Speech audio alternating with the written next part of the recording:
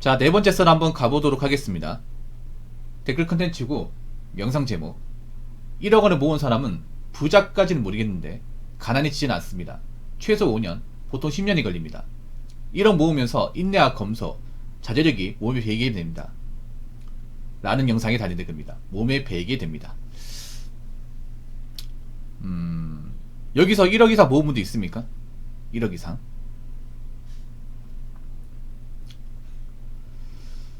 사실 1억을 모은다고 해서 뭐 엄청나게 달라지는 건 없습니다.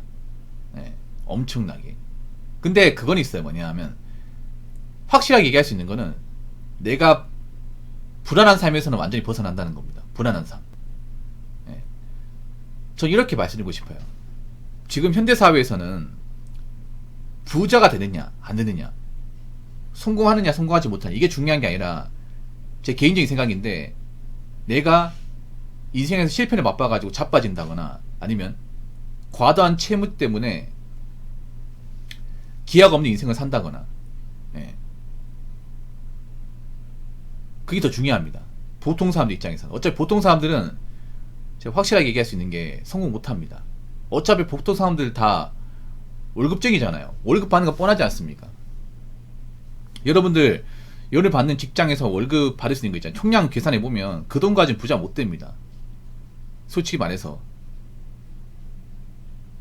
툭 까놓고. 이건 대기업도 마찬가지예요. 대기업 때는 다닌 사람들 얼마 되지도 않는데 하물며 그러면 뭐 중견기업 중소기업은 다 안되겠죠. 솔직히 말해서 보통 사람이 뭐예요? 부모님한테 뭔가 부동산의 자산 같은 걸 딱히 물려받을 게 없는 사람들이잖아요. 그렇지 않습니까? 내가 번 돈으로 뭔가 자산을 읽어야 되는데, 사실 월급 받아서 이제 자산 읽는 거 가지고는 엄밀히 말하자면 한계는 분명히 있습니다.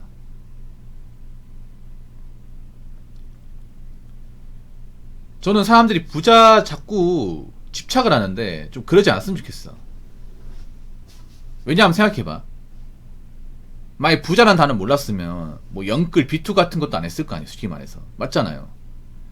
그 영끌 비투 하신 분들이 왜 거기 빠졌냐 하면 그런 거야. 내가 받는 월급으로 부자가 안 되니까, 내가 뭔가 살아가면서 큰 이벤트 같은 게 없으면 영영 이러고 산다, 부자는 꿈도 못 꾼다, 그 생각 때문에 어떻게 하면 부자가 될까. 그래, 내가 집을 좀 대출 많이 받아 사가지고 나중에 집값 올라가서 그거를 재미 보는 거야.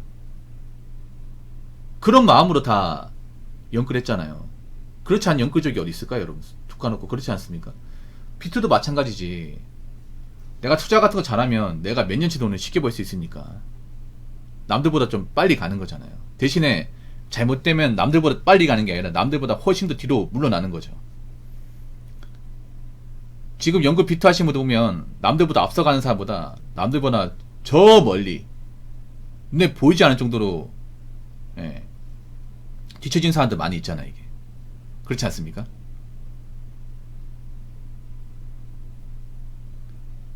여러분, 제가 살면서 어떤 거 느끼냐면, 일반 사람들이 부자 되려고 성공하려고 무리수 벌리다가 자빠져가지고 가정 파탄 지경에 이르르고, 예, 부모 자식 사이 나빠지고 친구 사이 나빠지고 본인 인생 나락가고 하는 걸 정말 많이 봤습니다. 요즘도 많이 보이죠. 여러분 주변에도 있습니다, 분명히. 제가 한 가지 말씀드리죠. 확실하게 일반 사람들은 한번 날아가면 끝입니다. 한번 실패하면 끝이야. 제가 보통 사람들 인생을 뭘로 비유하냐면, 여러분들은 그 오락실 게임 중에 버블버블 아시죠? 그 공룡 나와가지고 비누바블로 이제 적을 비누방울 안에 집어넣어서 이제 그 방울 터트리는 거 다 해봤을 겁니다. 오락실에 하나씩 다 있었잖아요. 일반 사람들의 그 버블버블은요, 그냥 보너스가 없는, 한 마리 죽으면 끝나는 버블버블이야. 한 번 실패하면 끝이에요. 부자들은 동전 쌓아놓고 보너스가 10마리 있어. 아무리 죽어도 끝이 안 나. 설령 죽어도 동전 100원 더 넣으면 그만이에요. 오락실 할 때 누가 제일 부럽냐 하면, 게임 잘하는 사람도 부럽지만 뭔가 이제 리미트 없이 동전 잔뜩 들고 와가지고 원 없이 게임하는 사람이 제일 부러웠어요. 제가 오락실 많이 다녔잖아요. 근데 저는 용돈이 많이 없었어요. 저 오락실 할 때 용돈 200원이었어. 그래서 게임 한 판 할 때마다 신중을 기했죠. 그래서 억울하게 한 마리 죽으면 잠을 못 자, 이게. 억울해서. 왜냐, 그 돈 200원 다 쓰면 오늘 끝나는 거잖아. 아, 그렇지 않습니까? 근데 이게 생각해보니까 일반 보통 사람들 삶하고 크게 다를 게 없는 거예요, 이게. 여러분, 냉정하게 한번 생각해보세요. 지금 여러분 주변에도 뭐 투자나 아니면 사업 같은 실패해가지고 큰 손해 지신 분도 있습니다. 그럼 그 사람들 중에 과연 그 큰 손해를 딛고 일어서는 사람들이 얼마 있을까요? 전화위복으로 만든 사람들 얼마 있을까요? 좀 냉정하게 말씀드리면 거의 없습니다. 거의 없어요. 네. 만약에 여러분 친구 중에 한 명이 뭐 투자 같은 거 했다가 대출 받아서 했다가 원금 다 까먹고 그 대출 받은 돈까지 다 날려먹어서 뭐 갚아야 되는 금액이 1억 5천만 원이에요. 그럼 그 친구가 악착같이 일해가지고 그 돈을 다 갚을 수 있을 거라 생각하십니까? 아니면 계속 지단을 후회하면서 맨날 술 마시면서 한량같이 살 것 같습니까? 어느 쪽일 것 같아요? 대부분 후자입니다, 후자. 정말로. 여러분 그거 아셔야 돼. 일반 사람들은 한번 실패를 크게 하고 못 일어납니다. 못 일어나요. 오뚜기가 아닙니다. 오뚜기라는 것도 어느 정도 멘탈이나 자산이 있어야 되는 거지. 둘 다 없어요. 여러분 이런 생각 한 번씩 해봐. 살면서 그냥 가정인데 내가 만약에 뭐 한 1억 5천만 이상의 빚이 졌다고 생각해 보세요. 갑자기 나 뭐랑 돈은 없고 1억 5천만 빚이 졌어. 그래서 자고 일어나면 문자로 뭐 카프로 계속 문자가 와. 월급 받는 순간 월급만 300 받아. 그럼 다 230만 원이 대출 받는 거에 다 계좌에서 다 퍼가요. 70만 원 남아. 그걸 갚아 나가도 한 10년은 좋게 갚아야 돼. 그동안 난 하고 싶은 것도 못하고 뭐 돈도 모으지 못하고 순전히 일만 해야 돼요.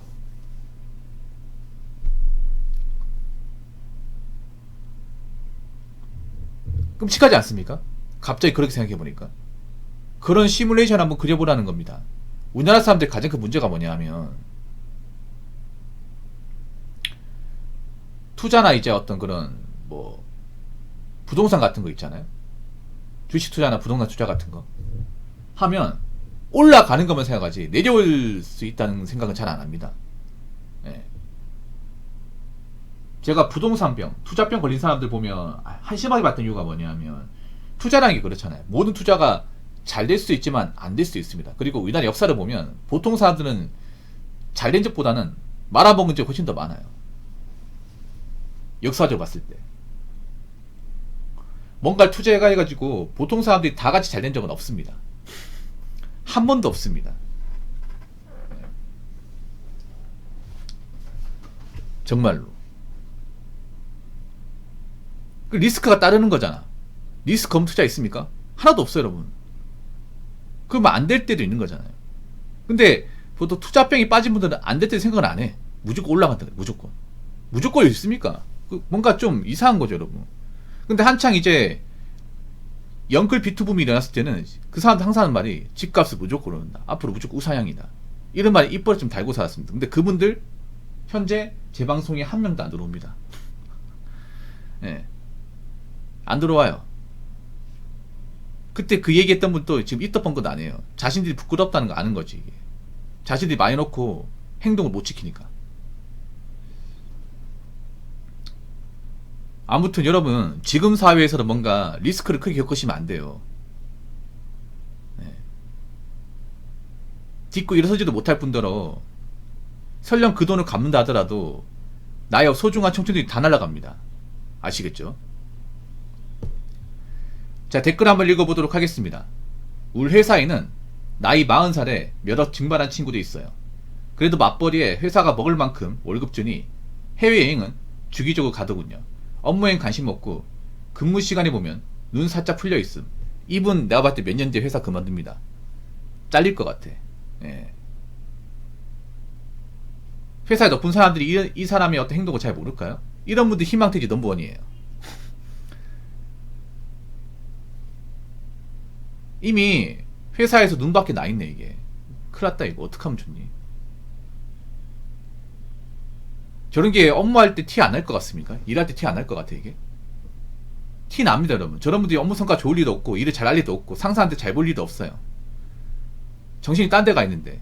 상사분들이 그걸 모를 것 같아요. 귀신같이 합니다, 여러분. 상사분들이 보면 이 사람이 일을 잘하는 사람인지 한눈 파는 사람인지 대반이 압니다. 짬밥 얼만데. 그러면 그런 게 계속 이미지가 메이킹 되면 어떻게 돼요? 아, 저 사람은 내보내도 되는 사람이다. 이렇게 생각을 합니다. 그러면 저분 같은 게 죄송하지만 뭐 공무원이나 공기업이 아닌 이상은 회사 이제 조만간 이제 나가야겠죠. 나갈 준비 되는지 모르겠습니다. 근데 사람이 그런 게 있어요. 사람이 있잖아요. 저렇게 몇 억 손해를 보게 되면 정신을 못 차립니다. 저게. 예. 한순간에 돈을 세게 날리면 정신을 못 차려요. 맹정신을 못 다닙니다. 지금 맹정신이 아닌 거야 이게. 예. 지금 보면 이 사람은요 맛이 갔어요. 맛이 상당히 갔습니다. 왜냐하면 왜 여행을 가냐면요 여행을 안 가면 못 버텨요. 지금 내가 손해봤다는 생각 때문에 못 버텨. 약간 이 현실 도피야 이게. 근데 잘 들으세요. 계속 눈알 풀리고 딴짓거리 하잖아요. 그럼 니 못 버팁니다. 그 친구분한테 얘기하세요. 야 인마 너 그렇게 회사 다니지 마. 요즘에 분위기 안 좋잖아. 이 사람도 너 지금 상태 안 좋은 거 다 알고 있어. 너 그러다가 희망퇴직 때문에 너 나가야 돼. 너 안 좋게 보고 있다니까. 너 어차피 빚은 갚아야 되잖아. 이 회사 그만둔 방법 있어? 이 얘기를 해야 됩니다. 모르겠어. 근데 이렇게 눈알 풀리는 사람은 어떤 이야기를 해도 씨알도 안 먹히겠지만 한마디 하시기 바랄게요. 안 그러면 정신 못 차립니다. 안 그러면 저렇게 있다가 나중에 회사 사정 안 좋아지면 모가지 탁 날아가는 겁니다. 모가지 날아가고 나서 후회하겠죠. 후회도 늦겠습니다. 그러니까 여러분 있잖아요. 큰 실패 보면 안 돼. 살면서 뭐 몇 억 날리고 하면 안 됩니다. 그러면 이렇게 됩니다. 누구든 간에 정신 못 차립니다. 아시겠죠? 자, 이상으로 네 번째 썰 마치도록 하겠습니다.